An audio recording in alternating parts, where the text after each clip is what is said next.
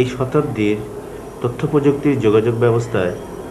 Optical fibre যে অবদান রাখতে যাচ্ছে সেটা আমরা যদি সরাসরি দেখি তাহলে বুঝতে পারবো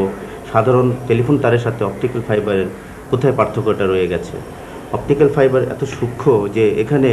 আমাদের এটা চুলের সাথে যদি তুলনা করি, চুলের থেকে অনেক পাতলা এই অপটিক্যাল ফাইবার। এই অপটিক্যাল ফাইবার দিয়ে বিভিন্ন ধরনের তথ্য আমরা বিভিন্ন পৃথিবীর যে কোনো জায়গা থেকে অতি সহজে অতি দ্রুততার সাথে আমরা দেখতে পাবো, আমরা এটা ব্যবহার করতে পারবো। অথচ বর্তমানে আমাদের যে কপার তামার তারে যে এই ব্যবহার করি আমরা টেলিফোনে, সেটার সাথে দেখলে আমরা বলি এটা অনেক মোটা অপটিক্যাল ফাইবার থেকে। তো অপটিক্যাল ফাইবারের সাথে আমাদের বর্তমানের ক্যাবেলের যে পার্থক্যটা সেটাই হচ্ছে যে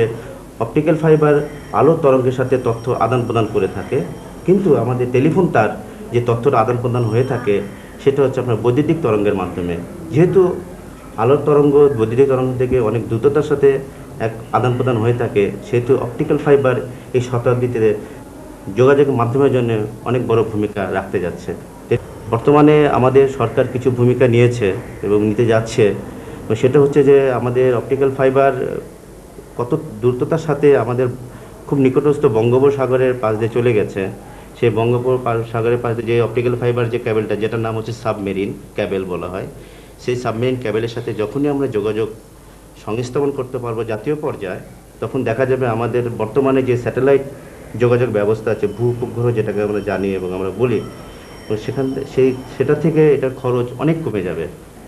জাতীয় পর্যায়ে অপটিক্যাল ফাইবার এর ব্যবস্থাপনা ওই ক্যাবেলের সাথে যখনই সংযুক্ত হবে, তখনই দেখা যাবে যে আমরা বিশ্বের যে কোনো দেশে যে কোনো প্রান্ত থেকে যে কোনো তথ্য চোখের নিমিষে আমরা আমাদের কম্পিউটার প্রযুক্তিতে কিংবা আমাদের টেলিফোনের মাধ্যমে কথা বলা, বিভিন্ন ধরনের সুযোগ সুবিধা আমরা পেতে থাকবো। এই বিষয়ে সরকার কি চিন্তা করছে, কী কী পদক্ষেপ নিচ্ছে, তা আমরা জানতে পারবো বর্তমানে বাংলাদেশ কম্পিউটার কাউন্সিলের নির্বাহী পরিচালক প্রফেসর